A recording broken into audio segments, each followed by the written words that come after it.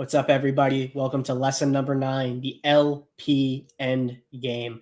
This is a situation that I think would be really, really favorable to be in as a liquidity provider and as a person who's trying to produce passive income on your crypto. If you can get into this situation, you basically have an infinite drip of income coming to you over time, and I think it can be really powerful. So I hope you've enjoyed all the lessons up until now. I hope you enjoyed this last one where we amalgamate all of the concepts we've learned in the past 8 lessons.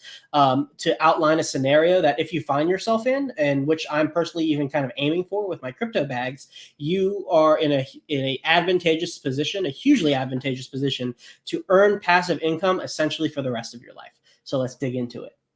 So this crypto endgame, what is it? Well, it's this one specific goal of crypto where you accumulate a bag so large you cannot feasibly sell it on the market, but you can take advantage of high valuation through yielding. So the example I want to give to outline this this concept is that say you have $100 million in CoinX, but the liquidity that's available only really allows you to extract 10 million. Or say there's only like $10 million in the pool to even be extracted, where like if you dump the price 90%, well, 99% basically to zero, you would only get $10 million out. Well, in that scenario, you have $90 million of paper value that if you sold to get that $10 million would be nuked to zero.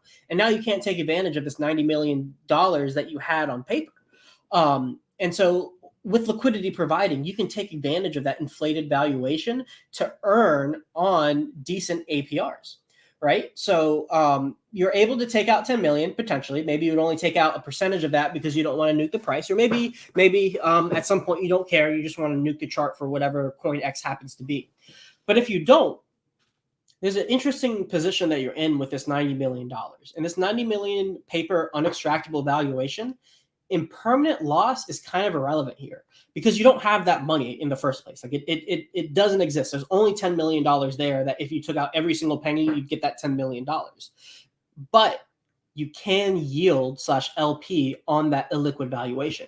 So 5%, APR 5% looks very different for somebody who's LPing with $1,000 versus somebody who's LPing with $100,000, right? Like the 5% on $1,000 is $50, but the 5% on $100,000 is $5,000, right? So that's, even though it's the same APR, the amount of income that you're receiving because you have a really, really high valuation that you're putting into that pool is vastly different. And that's what we're trying to take advantage of here with this end game.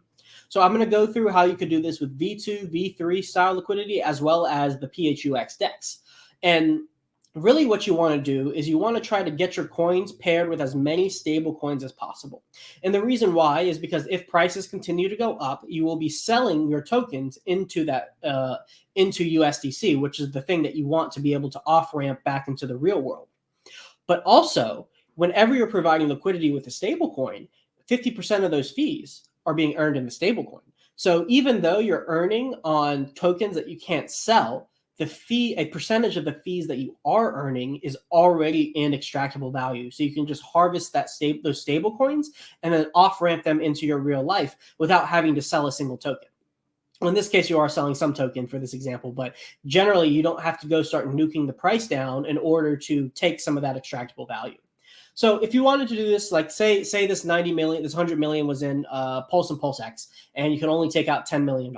Well, you could pair those two tokens, Pulse and Pulse X, and you could put them in the Pulse X farm.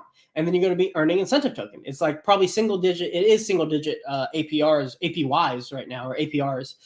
But single digits on $90 million is quite a lot of money coming in every single day. And so you can take that incentive token and then sell it into USDC, which you could off ramp already if you want. But you could take that USDC and pair it with some of your Pulse. And now you have a Pulse USDC pair that's earning 50% of its fees in the stable coin that's being accrued in your LP position. So every once in a while, you can remove some of your LP position, take some of the USDC, off ramp it, and even some of that Pulse that you're taking out, if you're taking really, really small amounts out, you could even sell on the market as well and extract that liquidity as well. So, you're finding a path from your high valuation tokens into a stable coin and then LPing with the other tokens that you have that you couldn't extract, you couldn't feasibly sell on the market. And in this case, this is really great because Pulse and Pulse X, both of them are not stable coins. And so because you can pair them together and you already have these tokens, you're able to earn some ink tokens that you could actually sell on the market, pair that USDC up with some Pulse. And if the market continues going up, that's the maximally best case scenario where you're accruing more USDC over time. But even if the price is going down, you're still accruing USDC over time through the fees. Now, you do have to harvest it. And if the price is going down, you are taking some USDC and you're rebuying Pulse with it. So it's not as optimal as would be ideal, but it is something that you can do to take advantage of these high valuations. If you were to do this on V3, it may look something like this, where you get some of those stable coins that you have. Maybe you sold 500,000 to $1 million of that $10 million of extractable value, and you take that USDC and you put it just below where the price is. Right here, and then you take more Pulse that you have and put it all above price. So now you're covered in a fairly wide range where you're in the money now because your LP bands are overlapping where the current price is. So you're already earning fees. And, just like with the V2 position, if the price is going up, you're selling out of your Pulse tokens into USDC. But even if the price stays stable, you're still earning fees in USDC, and you can harvest those every single day if you want. Now, just like with the kind of the downside to this is if the price starts going down, you're going to be back in the Pulse chain and kind of in the same situation that you were in before.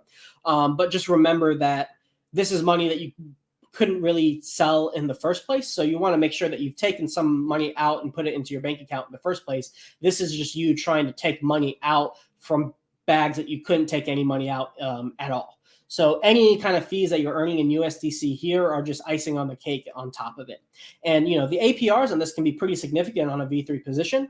And the wider your range is, the more prices that your liquidity is in the money for, especially if the prices are going up. You really want to set up a lot of these positions ahead of time, especially before like major bull runs happen, so that like you get that upward price appreciation. But even if you're getting in more towards the top and we're kind of getting like a distribution top like before where we're trading within a range, you can really extract a decent amount of fees from that sideways price action and be harvesting USDC over time as prices trading sideways before the bear market starts to come.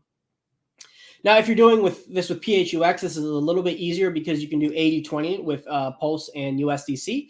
And so you only need, instead of like with V2, you need 50-50. You can put a lot more Pulse tokens into the liquidity to get a higher boosted rewards on some of those boosted farms on the PHUX DEX.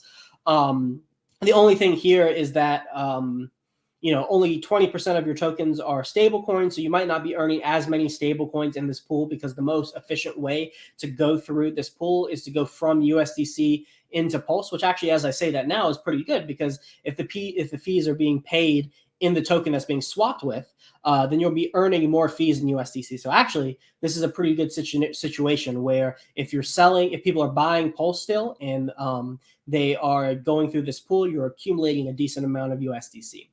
Of course, none of these strategies mitigate the bear market and mitigate, the prices going down over time.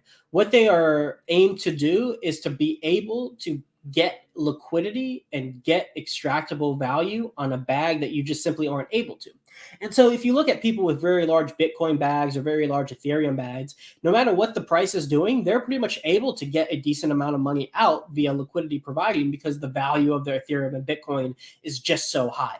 And if we start to see if we start to see Pulse Chain mirror some of the success that Bitcoin and Ethereum has in the future, then the people who are holding these bags now are going to have a lot of power and are going to have a lot of earning potential via liquidity providing. And so these examples are some ways just to get your mind to start working on like, hey, like if I have so many coins with so much value and it's going to be really unreasonable for me to sell a lot of these tokens, say 1 to 2 market cycles away from this market cycle, well, what ways can I set up my liquidity so that I'm still able to take out an income every single week or every single month that's significant to my real life? And so don't use this as a hard and fast rules on how to do it. Use this as a means to prompt your thinking into like, okay, if I had so much value in crypto, how could I use liquidity providing to be able to earn as much as possible? And that's what I want to get across with this crypto endgame concept. And that's really the goal of this whole liquidity providing series, to give you guys the tools to be able to earn passive income on your crypto bags. Well, I hope you enjoyed the very last lesson in this series, the lesson number 9, the liquidity providers endgame. I really hope you enjoyed the series. I had a lot of fun putting this together, and I really hope you guys got some value out of it. Please like, comment, subscribe, and share this series all over socials, YouTube, Twitter, etc. And if after all of this, you still have questions and you still want some clarification on any of the concepts that I talked about in these 9 lessons, make sure you go to the description below and book a 15-minute call with me, and we can go over whatever you want. And I'll make sure by the end of that call, you are fully equipped to be a liquidity provider and at least have more confidence in your ability to provide liquidity. Thank you so much for watching, guys, and I will see you around later. Peace out.